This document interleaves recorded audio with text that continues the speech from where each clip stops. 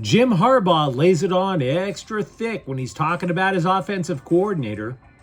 USC's recruiting ramps up while spring practice winds down, and ESPN tries once again to wishcast LeBron James's future. Good morning. I'm James. And this is your daily dose of sports and snark for the greatest sports city in the world, Los Angeles. This is the faithful Angelenos Morning Report. It is April 1st, 2026. Welcome back to the show. I'll be back home tomorrow, and I totally can't wait. But in the meantime, if you like being in the know about LA sports, clickety-clack the like button. Clickety-clack the subscribe button. There's a notification bell. Hit that. It'll let you know when we drop an update. Sharing is caring. Let people know we exist. By all means, comment. Now, before we go through the news and notes, a quick look at the scoreboard. Dodgers 4, Cleveland 1. Next Muncie homers. The magic number slips to 156. And yes, we are counting it down all year, much to the chagrin of people in Slime Diego and Scum Francisco. Lakers 127, Cleveland 113. Luka Doncic scored 42 points. LeBron James gets another non-record. Most career wins. La-di-bleep-and-da. Dude, you are not Cy Young. You were simply on the court longer than anybody else. So ESPN, please cut it out. It meant nothing.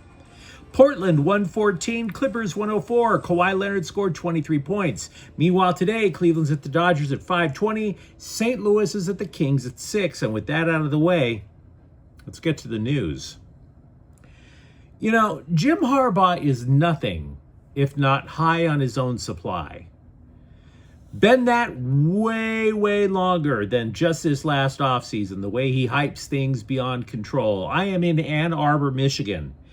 People here will tell you he is the type of guy who will gaslight you through sheer force of will into believing that yellow snow is an ideal winter treat. My dude faced the scribes, and he worked oh so hard to spin the Chargers offseason into a positive by saying Mike McDaniel will scheme his way into protecting Justin Herbert behind that low-rent ass offensive line. Yes, you may look at Herbert, and then you look at that offensive line, and you're thinking, this is like protecting a Fabergé egg with a padlock from Target.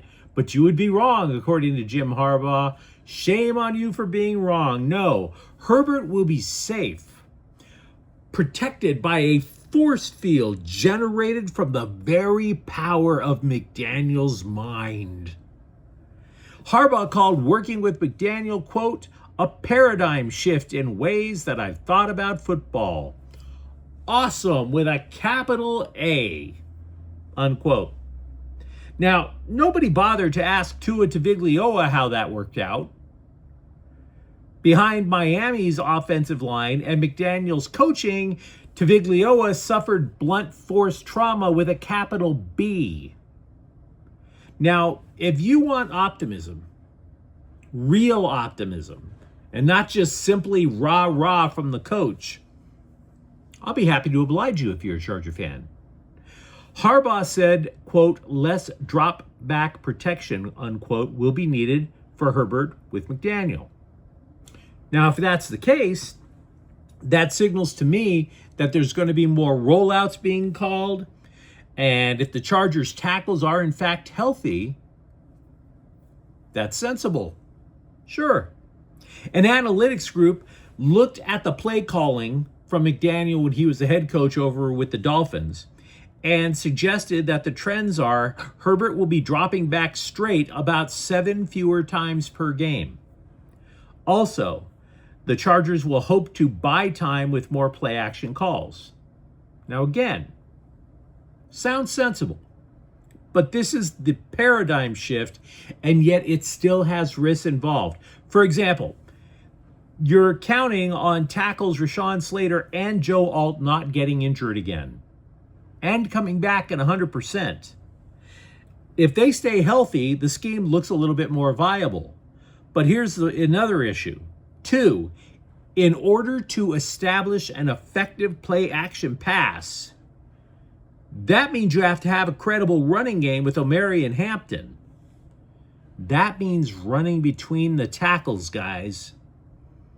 Now, ESPN reported Harbaugh said Cole Strange is your new starting right guard. The Athletic is guessing Trevor Penning, who wasn't good enough to start for New Orleans, as your starting left guard. Does that sound like that's going to lead to an effective running game? Which again, in turn, sets up the play action pass. Because it doesn't to me. But again, there are snippets of good news. We mentioned if the tackles are healthy, Slater is running at full speed now. And that is ahead of schedule for the two-time All-Pro selection after he missed all of last season with a ruptured patellar tendon. Ultimately, what I'm getting at is this. I've been saying this all along. Yes, we've been trashing the Chargers offseason. I still think they're in the running for 9 to 10 wins. Look at what Herbert was able to create behind that, even just behind the worst offensive line in football last year. Still got him into the playoffs. So there's no reason to think that they wouldn't be a contender for a playoff berth again. The question is if they would actually advance.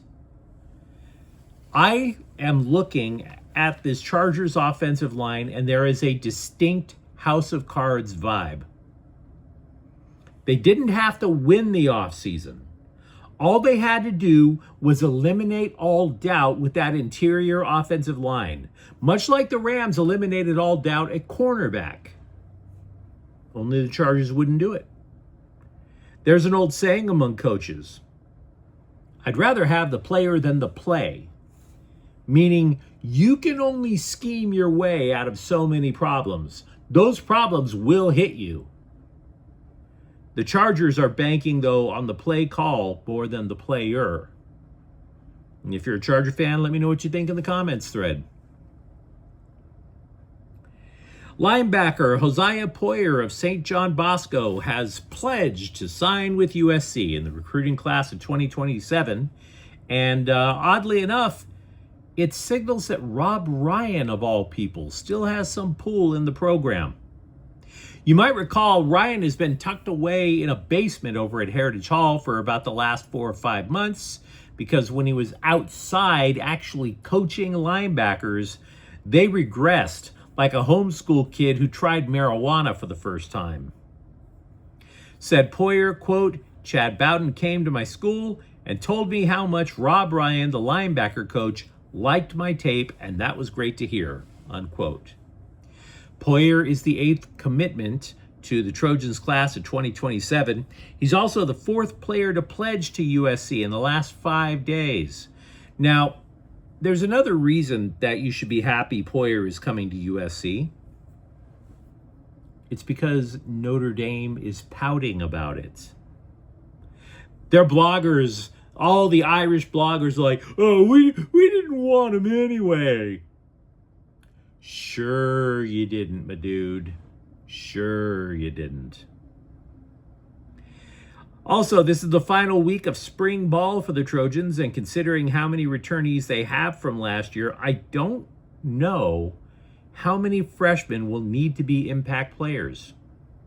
I keep reading tight end Mark Bowman, who's a freshman, is a day one starter. Considering USC lost 5 of its top 6 receivers, somebody in that recruiting class is going to be asked to be an impact player. But I will say this, aside from all the talk about will the freshmen make an impact, there's something totally different that caught my eye that I wanted to bring your attention to. Defensive coaches are still working hard with the defensive backfield.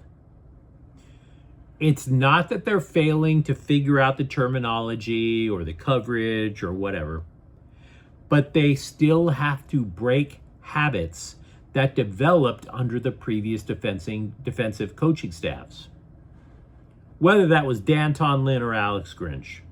In other words, the cornerbacks are still playing 5 to 7 yards away from the ball prior to the snap. They are acting if they have to play passive because they are afraid of getting burned. The new coaches want them up on the receivers pressing. A couple of days ago, we looked over the salary cap situation for the NBA and determined that LeBron James, unfortunately for him, has been boxed in. Clearly, he wants a lot. He's LeBron James. He always wants a lot. He may eat right, but everything else in his life, supersize me. He wants another ring, not just a chance at a ring. He wants another ring. Then he wants a legacy for his kid. Side note, have you noticed the scribes keep claiming now that Bronny and his 2-point per game average means he belongs in the NBA? Even a scribe that I respect is claiming Bronny James should be a rotation player now and his 2 points per game. Third priority for LeBron James is he wants to get paid. Now that's kind of obvious. Problem is this, he's no longer the best player in the game. He's not even the best player on his current team. Maybe you could argue he's top 25, but rest assured, the scribes noticed that the Cavaliers were coming to town, and then that just put all those gossipy little wordsmiths into hysterics. Now, ESPN has always been willing to play into that delirium. And they went to, I will give them credit for this much, they at least went to people around the NBA and asked what they think is LeBron James's future. The good news is we already talked about much of it. Much of the stuff we discussed 2 days ago is on point. A scout said it's going to hinge on whether James is willing to take a massive pay cut. You're welcome, guys. That's exactly what you and I were talking about 2 days ago. Remember, only Chicago has more cap space expected this summer than the Lakers. Now, if LeBron James goes to minimum wage, every team is on the block, but cut it out. LeBron James is not going to go minimum wage. The mid-level exception of about $15 million, that could be possible. So could a sign and trade. But in the case of a sign and trade, the Lakers are going to want rotation players back at the minimum. So the reason that you keep hearing ESPN tried to handicap it, you keep hearing about Golden State because James is apparently pals with both Steph Curry and Draymond Green. Now, if he goes to the Warriors, that would be amazing. If the calendar still read 2020, then everybody get their feels. It's all about a third time playing for Cleveland. Now, Cleveland does have a roster deep enough to make a sign and trade, but the Cavs actually have a title window open. Do you really trade one of your valuable players who is trending up for 1 year of vibes and feels? Do you do that? I wouldn't. ESPN also mentioned the Clippers because if they lose Kawhi Leonard as a result of an alleged salary cap and run, they would actually have cap space to go and pursue LeBron. But that's all based on a big what if. So, of course, multiple conspiracy theorists in the bloggerati took all of that unsourced speculation as proof that LeBron James wants to go to the Clippers. No sources. Just clickbait. The insatiable need for clickbait. Swear to my goodness. Trying to keep from cussing. One day after Sean McVay smiled through the happiest of happy talk in the history of happiness, Rams GM Les Snead faced the scribes and confirmed that yes, they did make a play for Philly wide receiver A.J. Brown. Quote, "We chatted with Philly, nothing worked out. There were talks, we had discussions, didn't work out. That happens," unquote. Scribes are now taking that as a closed door. Color me skeptical. I think it could get approached again in June. Now, I will say the Rams like the idea of having Brown. They just don't need him, which is why they weren't willing to overpay for him this last time.